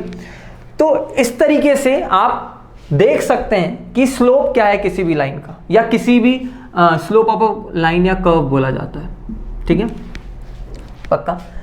तो y2 माइनस y1 मतलब y में कितना चेंज आ रहा है कोऑर्डिनेट्स में, अगर आप दो कोऑर्डिनेट्स ले रहे हैं y के और दो कोऑर्डिनेट्स x के ले रहे हैं तो कितना चेंज आता है, ठीक है। तो y में चेंज को मैं ऐसे भी लिख सकता हूँ, y2 को चेंज इन y अपॉन यहाँ पे इसको चेंज इन x भी लिख सकता हूँ, ठीक है। इसको मैं सिंप्लीफाई करके इस तरीके से भी लिख सकता हूँ कि change in y coordinates upon change in x coordinates. ये मैं नहीं कह रहा, बुक नहीं कह रही, ये मैथमेटिक्स कहता है, ठीक है। मैथमेटिक्स में ये बोला जाता है कि del y upon del x, ठीक है। इसीलिए जब आप MRS निकाल रहे थे, marginal rate of substitution x Y का, तो आप यही देख रहे थे कि मैंने बोला ये होता है डेल्टा, क्या बोला, L अपॉन डेल्टा G, मतलब delta loss upon delta gain. और उसमें आपने ये देखा होगा कि हमने पिछले इंडिफरेंस कर्व में यही देखा था कि कितने यूनिट वो सेक्रीफाइस करना चाह रहा होगा बनाना के in order to gain 1 unit of apple, या कितने यूनिट आप सेक्रीफाइस करना चाह रहे हो किसी कमोडिटी के in order to gain 1 additional unit of another commodity. अगर मैं आपको ये बताऊं तो हमने यहाँ पे देखा था कंज्यूमर साइकिल में इंडिफरेंस कर्व में आपने देखा था कि एप्पल 1 2 3 4 5 जा रहा था और बनाना 15 10 6 3 1 हो रहा था। बनाना में गिरावट आ रही थी, एप्पल को पाने के लिए हम बनाना को सेक्रीफाइस कर रहे थे, राइट। तो बेसिकली हम क्या देख रहे थे कि हम लॉस यूनिट क्या था, बनाना में क्या चेंजेस आ रहे थे यही हम देख रहे थे, और बनाना हमारा y कोऑर्डिनेट था, और हम देख रहे थे टू गेन 1 एप्पल में कितना चेंज आ रहा है ये हमारा x कोऑर्डिनेट था। तो बेसिकली किसी भी लाइन का स्लोप ऐसे ही निकलता है, ठीक है, delta y upon delta x, यानी कि change in y coordinates upon change in x coordinates. ये थोड़ा सा मैंने आपको मैथमेटिक्स बताई, इसलिए हमने देखा कि MRS is the slope of indifference curve. IC curve का स्लोप हमने क्या देखा, इन MRS, ठीक है, क्योंकि MRS से ही हमारा इंडिफरेंस कर्व बना होता है। तो हमने स्लोप ऑफ लाइन अगर निकालना चाहा तो delta loss upon delta gain, और ये लॉस अपॉन गेन कहाँ से आया, यहाँ से आया, मैंने आपको बता दिया। इसलिए आपको इसमें कोई ज़्यादा दिमाग लगाने की जरूरत नहीं है, और ये चीज़ें अगर आपको थोड़ी बहुत टेक्निकल भी लगे तो उसका आप थोड़े समय के लिए मैथमेटिकल माइंड को लगाने की कोशिश करोगे तो आपको बन जाएगा, ठीक है। बहुत दिक्कत नहीं है कि कंसेप्ट आगे आने वाला है, मैं आपको सिर्फ बेस बताना चाह रहा हूँ, ठीक है। मैं सोच रहा हूँ जितना सिंपल हो सके उतना सिंपल आपको बताने की कोशिश करूँ, ठीक है। अब मुझे आपको ये समझाना है, मेरा हाँ ये डस्टर मिल गया, वेरी गुड। मुझे आपको ये समझाना है, स्लोप ऑफ लाइन मैंने आपको बता दी, ये सारी चीजें मैंने आपको बता दी, मैं हाल फिलहाल के लिए इसको मिटा रहा हूं, ठीक है। अब स्लोप ऑफ लाइन ना लिख के अगर मैं यहां पे लिख दूं slope of budget line,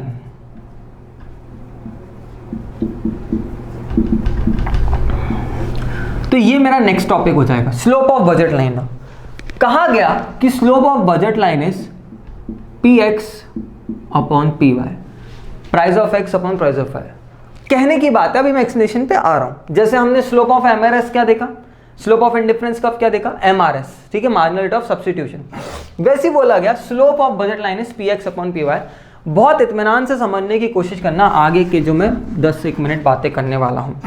let me just frame an example for you. आप मुझे बताना, अगर एक एप्पल ₹4 का है, ठीक है, और एक बनाना ₹2 का है, ठीक है। मैं आपको एक छोटा सा एग्जांपल बता रहा हूं जिससे आप समझ पाएंगे। अगर एक एप्पल ₹4 का है और एक बनाना ₹2 का है, तो एक एडिशनल, मैं इसको लिख इसी तरीके से रहा हूं ताकि दिमाग में घुस जाए, एक एडिशनल एप्पल,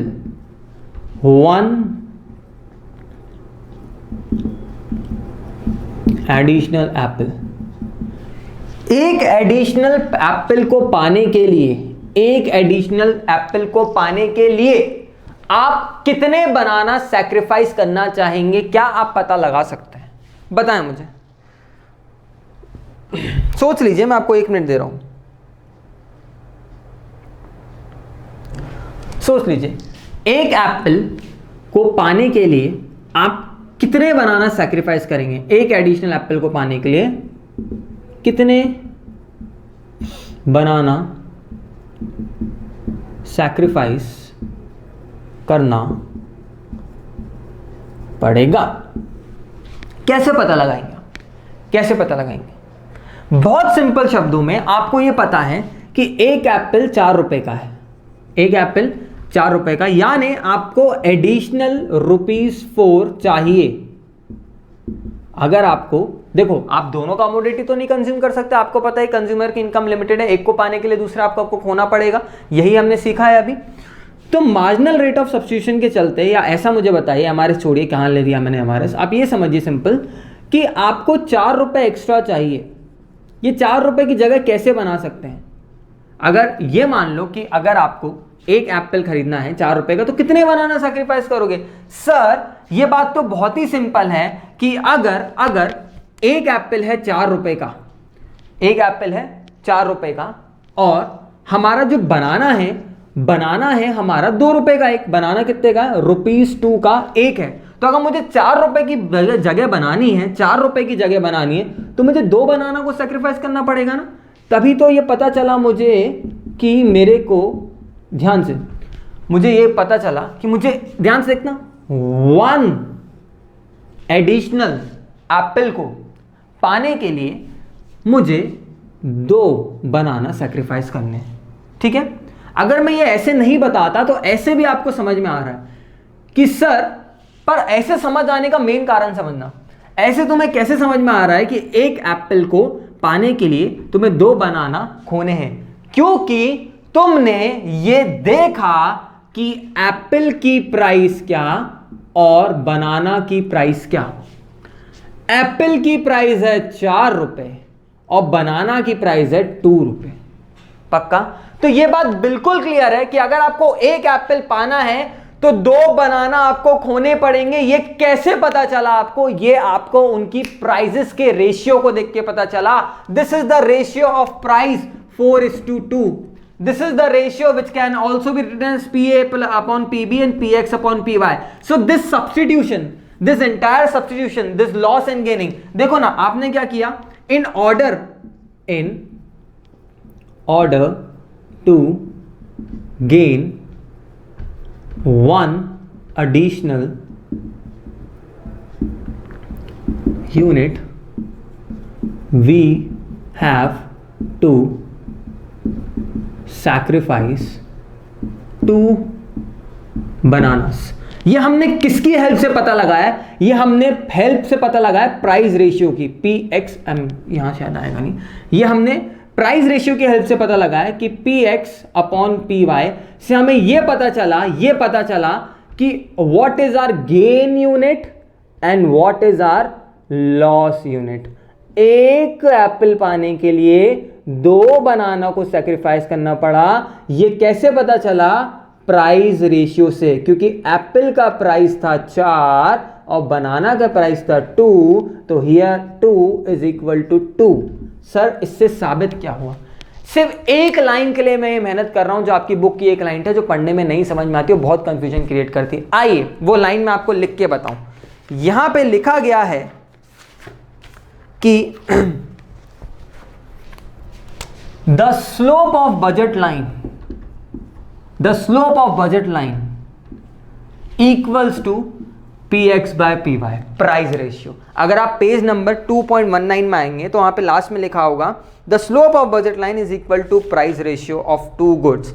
सिर्फ यही बात मैं आपको समझाने के लिए इतना सब समझाया कि आप समझ पाए कि y slope of budget line is px/py। ठीक है, पक्का। और हमने ये भी देखा कि इस तरीके से जब आप सब्स्टिट्यूशन करते हैं वो सब्स्टिट्यूशन हमेशा बराबर आपके प्राइस रेशियो के होता है, क्योंकि प्राइस रेशियो ही आपको ये बताता है कि कितना आपको सब्स्टिट्यूशन करना है एक को पाने के लिए, कितना खोना है, राइट। तो सर हमें क्या लिखना है, you just have to write it down, the slope of budget line equals px/py। This is the complete explanation. ये आप इग्नोर कर सकते हैं पर अपने दिमाग में हमेशा याद रखिएगा, ठीक है। और आपको समझना है तो आप उतार लीजिएगा, वो तो हमेशा आपके ऊपर, राइट। चलिए, तो जब मैंने आपको इतना समझा दिया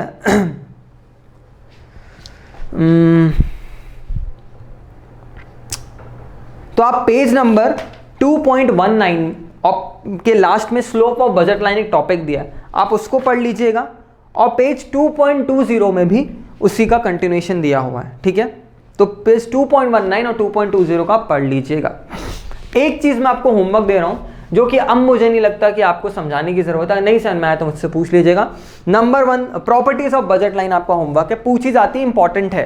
प्रॉपर्टीज है budget line is downward sloping पहली, और दूसरी budget line is a straight line. मैं चाहता हूं कि आप अपना दिमाग लगाएं, based upon this concept properties आपको समझ में आ जाएगी, ठीक है, ओके।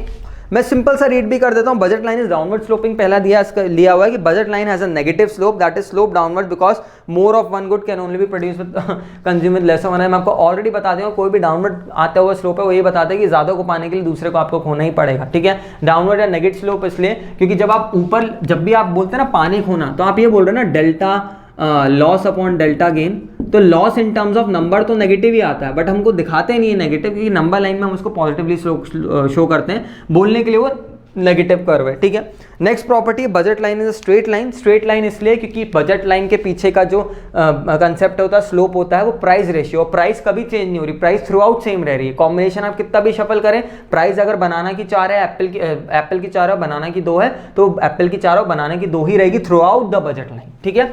ये मैंने आपको थोड़ा सा ब्रीफ एक्सप्लेनेशन दिया, आप प्लीज घर जाके उसको एक बार रीड कीजिएगा, आपको पता चल जाएगा। आई मीन बुक से रीड कर लीजिएगा, ठीक है। आई बिलीव यहाँ तक आपको सारी बातें क्लियर हैं और इसमें आपको कोई भी दिक्कत नहीं हो रही है, पक्का, ठीक है। चलिए 1 मिनट दीजिएगा बस मुझे।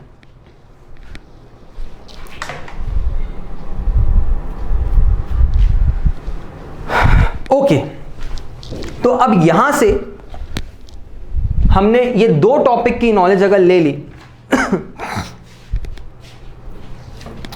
मैंने आपको बता दिया था कि अगर हमने 2 टॉपिक की नॉलेज ले ली, वो 2 टॉपिक क्या थे?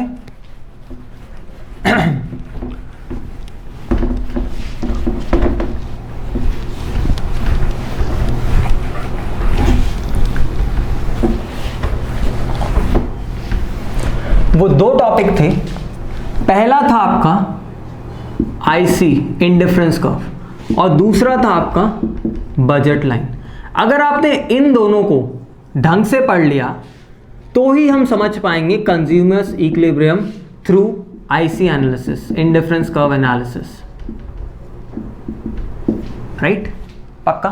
तो जो नेक्स्ट टॉपिक है which is the most important topic of chapter number 2 is indifference curve through indifference curve analysis 6 marks के लिए भी पूछा जाता है, राइट। तो आई बिलीव आप समझ पा रहे होंगे कि इतना इंपॉर्टेंट क्यों है। आ जाइए, हेडिंग डालेंगे।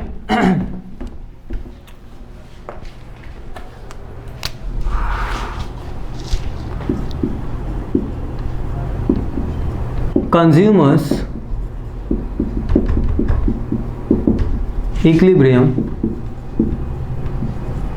through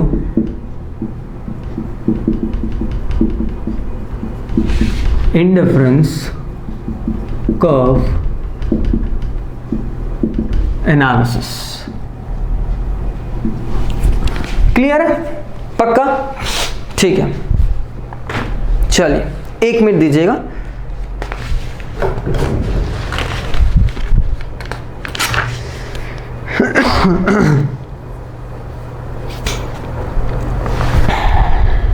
okay, just 1 minute.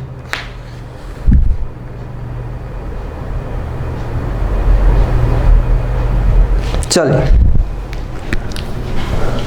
इसको समझने के लिए हमें हेल्प चाहिए होगी नंबर 1,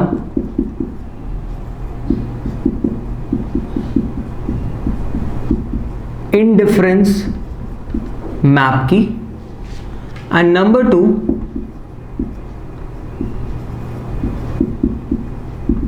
बजट लाइन। बहुत इत्मीनान से आसानी से समझ सकते हैं अगर किसी बच्चे ने प्रीवियस 2 टॉपिक समझ लिया।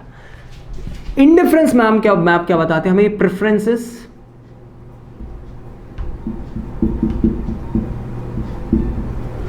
जहां से चैप्टर स्टार्ट हुआ था मैंने बताया था कि अगर हम पढ़ेंगे ऑर्डिनल यूटिलिटी तो हम प्रेफरेंसेस की बात करेंगे कि हमें क्या प्रेफर करता है कंज्यूमर। कंज्यूमर की प्रेफरेंस मोनोटॉनिक होती है, आपको ये सारी बातें पता है, ठीक है। बट अगर हम बात करते हैं इंडिफरेंस की, इंडिफरेंस मैप की, तो प्रेफरेंसेस में कुछ कॉम्बिनेशंस होते हैं जो कि कंज्यूमर को सेम लेवल ऑफ सेटिस्फैक्शन देते हैं, ठीक है। पर दूसरी बात हमें यह पता भी है कि जरूरी नहीं है कि सब कॉम्बिनेशन से सेम लेवल ऑफ सेटिस्फैक्शन मिल रहा है तो वो सारे कॉम्बिनेशन कंज्यूमर की इनकम के दायरे में भी हो। कहने का मतलब है उसकी बजट के अंदर भी हो। इसलिए हम बजट लाइन बढ़ते हैं जो कंज्यूमर का बजट बताता है, या आप ऐसा कह दो परचेजिंग पावर बताता है, ठीक है। अब इन दोनों के हेल्प से, with the help of these two, we will attain consumers equilibrium, ठीक है। बहुत इत्मीनान से, आराम से आप इसको कर सकते हैं और समझ सकते हैं, ठीक है।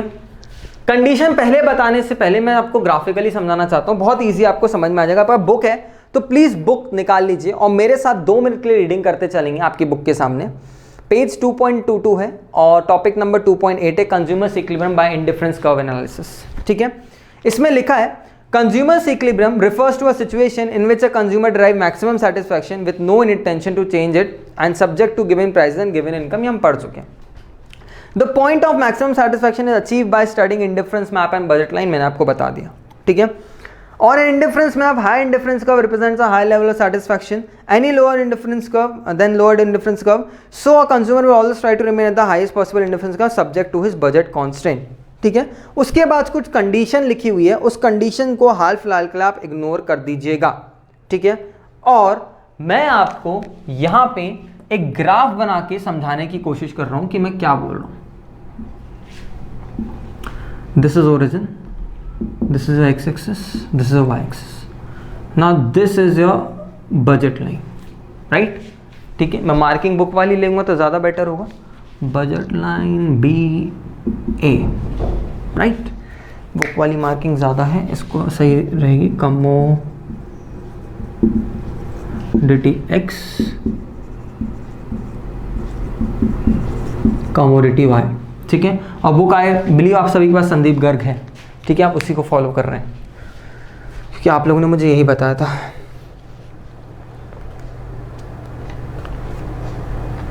ओके, आ जाइए, ठीक है।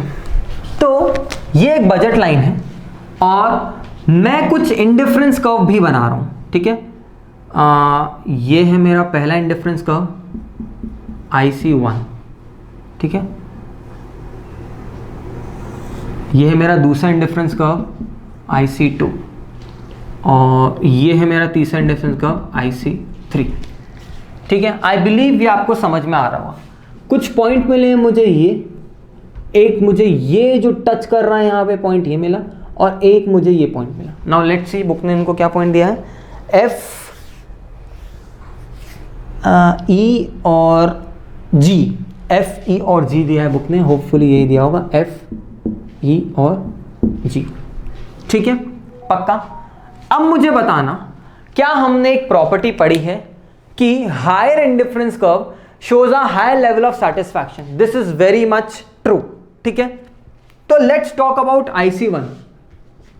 IC1 में कुछ कॉम्बिनेशन है, उनमें से कुछ कॉम्बिनेशन है जो है F, हो सकता है यहाँ पे और भी कॉम्बिनेशन है F, देन ये कुछ कॉम्बिनेशन, देन G, और ये IC1 में जो भी कॉम्बिनेशन है वो कॉम्बिनेशन कंज्यूमर्स को सेम लेवल ऑफ सेटिस्फैक्शन दे रहे होंगे पक्का।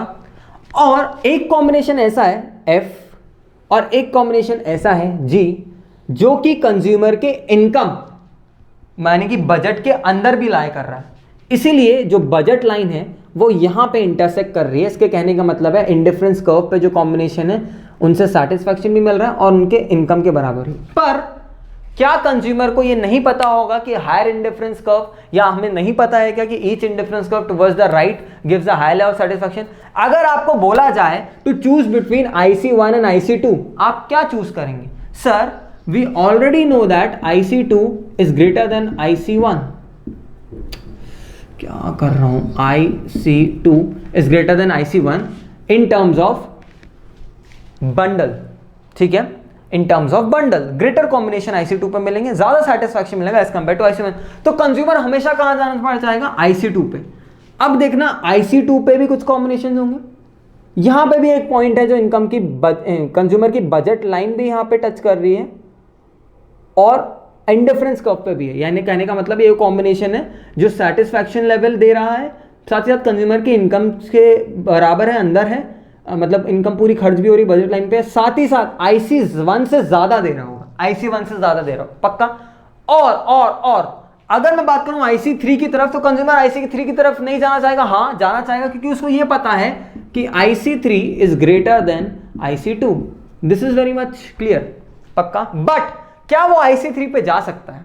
क्या वो IC3 पे जा सकता है? जवाब है ना, जवाब है ना, जस्ट बिकॉज कंज्यूमर की जो इनकम या बजट है, बजट उसको अलाउ ही नहीं कर रहा है कि वो IC3 वाले कॉम्बिनेशन की तरफ जाए। Although IC3 gives the highest level of satisfaction, IC3 is greater then IC2 and IC2 is greater than IC1। तो कंज्यूमर क्या इस पॉइंट पे बोलेगा उसकी इक्विलिब्रियम है? नहीं, क्योंकि इस पॉइंट में भले ही उसको कॉम्बिनेशन सेटिस्फैक्शन दे रहे हैं और उसकी इनकम के अंदर है, पर अभी भी एक पॉइंट और है IC2 पे जो फॉल करता है, जो कि उसको ग्रेटर लेवल ऑफ सेटिस्फैक्शन देगा as compare to IC1, because each indifference towards the right gives a high level of satisfaction. That's why the point E on IC2 which is also tangent to the indifference curve, where budget line is tangent to IC। देखो यहां पे भी अगर देखोगे तो same चीज है क्या? आपको पता है कि यहां पे कंज्यूमर को सेटिस्फैक्शन लेवल कम मिलेगा as compare to this point, ठीक है। तो this is the point of equilibrium, this is the point of equilibrium. Sir इतना इजी था, इजी बना दिया गया आपके लिए क्योंकि आपने सारे कंसेप्ट अच्छे से पढ़े, नहीं तो बच्चे बेटा इसको रटते हैं और समझ नहीं पाते। अभी थोड़ी सी बातें और बतानी है आपको। This is the point of equilibrium, ये जो हमने देखा दिस इज अ पॉइंट। यहां पे इतना कमोडिटी वो एक्स का कंज्यूम करेगा, इतने कमोडिटी वो वाई का कंज्यूम करेगा, दिस कॉम्बिनेशन, ठीक है। अब इस कॉम्बिनेशन में एक बात देखने वाली है कि वे budget line is tangent to IC curve, in other words where slope of budget line is tangent to slope of indifference curve। अब indifference curve का slope मैंने क्या बताया था आपको? MRSXY, और बजट लाइन का स्लोप आपको पता है क्या है? It's equal to PX upon PY। यही मैंने अभी अच्छा आपको समझाया भी सारी चीजें। तो इंडिफरेंस कर्व की कंडीशन होती है where slope of budget line is tangent to slope of indifference curve, in other words where MRSXY equals PX by PY। this is your condition for consumers equilibrium, जो आप यहां से समझ सकते हैं। मेरे साथ इत्मीनान से अब प्लीज बुक को रीड करेंगे। बुक आपके सामने है, तो प्लीज आप निकालेंगे पेज नंबर 2.23। मैं आपको थोड़ी बातें समझा दूं बुक में अकॉर्डिंगली भी, क्योंकि मैं बहुत सारा लिखा नहीं सकता इसमें, आपको खुद यहाँ पे थोड़ी बहुत नोट मेकिंग करनी पड़ेगी, ठीक है। अगर मीनिंग सर इसको फ्रेम कैसे करेंगे, अगर आपको ये लिखा जाएगा, ये मिला जाएगा कि explain consumer equilibrium through indifference curve analysis, तो सबसे पहले आपको कंज्यूमर इक्विलिब्रियम का मीनिंग लिखना है जो हमने नॉर्मली पढ़ा। उसके बाद एक्सप्लेन करना है to understand consumers equilibrium through indifference curve analysis there are the following condition, ठीक है। और इसके बाद आपको पता है कि रेट ऑफ सब्स्टिट्यूशन फॉल करना चाहिए, MRS X Y must fall,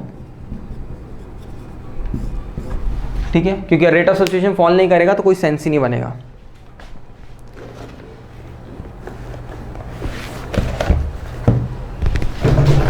चलिए, तो ये दो कंडीशन आप लिख लेंगे, पहली MRS X Y is equal to P X P Y, उसके बाद MRS X Y must fall, ठीक है, क्योंकि आपने देखा एमआरएस एक्स वाई का फॉल नहीं होगा तो वो कॉन्केव बनेगा ही नहीं। एमआरएस एक्स वाई के फॉल करने की वजह से ही तो कॉन्वेक्स बन रहा था, वो फॉल नहीं करेगा तो इक्विलिब्रियम कभी यहाँ पे आ ही नहीं पाएगी, राइट। उसको फॉल होना बहुत जरूरी, ठीक है। अगर रेट ऑफ सब्स्टिट्यूशन फॉल नहीं करेगा that means consumer is willing more to sacrifice, और ये तो गलत बात हो जाएगी। हमने पढ़ा कि उसको कम से कम सैक्रिफाइस करना चाहिए, ठीक है। चलिए, ओके, प्लीज रीड करेंगे यहाँ पे हम पेज 2.23 है। इन फिगर 2 बुक है Sandeep Garg. In figure 2.12 IC1, IC2 and IC3 are 3 indifference curve. AB is the budget line with the constraint of budget line. The highest indifference curve which a consumer can reach is IT2. The constraint means budget line के constraint क्या होते हैं? रुकावटें हैं price और income, दो constraint है भाई। कीमतों, क्योंकि प्राइसेस गिवन रहती है और इनकम गिवन रहती है, तो इन दोनों के अकॉर्डिंगली आप बजट लाइन को चेंज नहीं कर सकते, ठीक है। तो the budget line is tangent to indifference curve at IC2 at point E.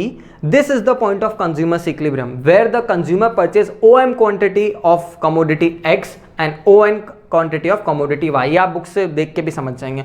All other points on the budget line to the left of the right point where lie will lie on lower indifference curve and thus indicate a lower level of satisfaction.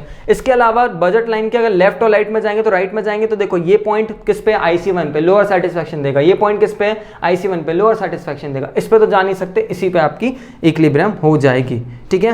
And one and only indifference curve consumers maximise satisfaction point E when both the condition of consumers equilibrium are satisfied. दिया होगा, देख लो, MRS is equal to ratio of PX और PY, ये हमने लिखा है। At tangency point E, the absolute value of the slope of indifference curve and that of budget line are same. Equilibrium cannot be established at any other point greater than or less than पे equilibrium नहीं होगी, वो disequilibrium होती है। और उसके बाद MRS XY continuously falls, ठीक है।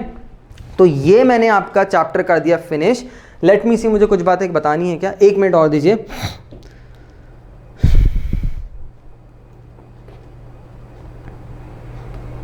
ठीक है, तो यहाँ पे कंडीशंस के बारे में और भी लिखा हुआ है। कंडीशन ऑफ कंज्यूमर इक्विलिब्रियम, इस पेज पे आप इसको पढ़ लीजिएगा, मैं रीड कर दे रहा हूँ। पहली दिया हुआ MRS X Y equal ratio of prices PX upon PY, let the two goods be X and Y and the condition is that MRS X Y equal to PX upon PY. क्यों होता है, मैंने अभी थोड़ी देर पहले slope में समझाया सब, है ना। If MRS XY is greater than PX by PY, it means that to obtain one more unit of X, consumer is willing to sacrifice more unit as compared what is required in the market. It reduces the combine to my, ठीक है। देखो, अगर MRS XY greater than MRS XY equal नहीं हुआ, अगर MRS XY greater than PX by PY हो गया, मतलब वो ज्यादा सैक्रिफाइस करना चाह रहा है in order to gain one commodity of X. That means उसको ज्यादा सेटिस्फैक्शन मिल रहा है एक्स से, ये बात तो खराब हो जाएगी, उसको ज्यादा सैक्रिफाइस करना ही नहीं, क्योंकि एमआरएस मस्ट फॉल, ठीक है। तभी तो हमारा वो वाला पॉइंट जो होगा इक्विलिब्रियम को एस्टैब्लिश हो पाएगा। यहाँ पे पढ़िए क्या लिखा हुआ है, if MRS X Y is greater than px upon py, it means that to obtain one more unit of x, the consumer is willing to sacrifice more unit of y as compared to what is required in the market. जितना required है उससे ज़्यादा sacrifice कर रहे हो तो ये तो गलत बात है, ठीक है। जो combination बोलता है प्राइस रेशियो उसके बराबर ही होना चाहिए। अगर combination बोल रहा है आपका px by pa और बोल रहा है कि सिर्फ 2 को सब्स्टिट्यूट करो 1 के बदले, मतलब 1 को पाना है 2 को सब्स्टिट्यूट करो, तुम 3 को कर रहे हो 1 के बदले, तो ये किसी बात का हिसाब हुआ ही नहीं, ये तो रिक्वायर्ड ही नहीं है। तुम फालतू को 1 को पाने के लिए ज़्यादा दे रहे हो जिसका कोई भी ज़रूरत नहीं है, ठीक है। As a result, MRS falls and continue to fall till it become equal to ratio of prices of equilibrium established. तो भाई सिंपल सी बात है, अगर जितना ज़्यादा तुम देना चाहोगे, सिंपल सी बात है, सब्स्टिट्यूट करना चाहोगे, एक पॉइंट आएगा कि तुम उसको कम करते जाओगे, क्योंकि आपको पता है अगर आप एक ही चीज़ को कंज्यूम करोगे, उसका ज़्यादा से ज़्यादा कंजम्पशन करोगे, तो आगे जाके आपसे उससे मिलने वाला सेटिस्फैक्शन कम मिलेगा, तो आप फिर उसको धीरे धीरे कम करना पड़ेगा आपको, तो ये आके फिर इक्विलिब्रियम पे अपने आप आ जाएगा। वही जो हमने पिछली बार पढ़ा था वही हम यहाँ पे देख रहे हैं कि हम डिसइक्विलिब्रियम के केसेस भी डिस्कस कर दे रहे हैं साथ ही साथ, ताकि आपको लिखते आ जाए कि अगर मान लीजिए ज़्यादा है तो वो उसको जो जितना मार्केट में रिक्वायर्ड है उससे वो ज़्यादा कंज्यूम कर रहा है, तो उसको करना नहीं चाहिए। धीरे धीरे जैसे वो करवाएगा तो आगे वो आके फॉलो के बराबर हो जाएगा, ये बस आप लिख लीजिएगा। और if MRS XY is less than PX and PY, it means that to obtain one more unit of X, the consumer is willing to sacrifice less unit of Y as compared to what is required in the market. It induces the consumer to buy less of X and more of Y. As a result, MRS rises till become equal to, ठीक है, okay. तो इसी के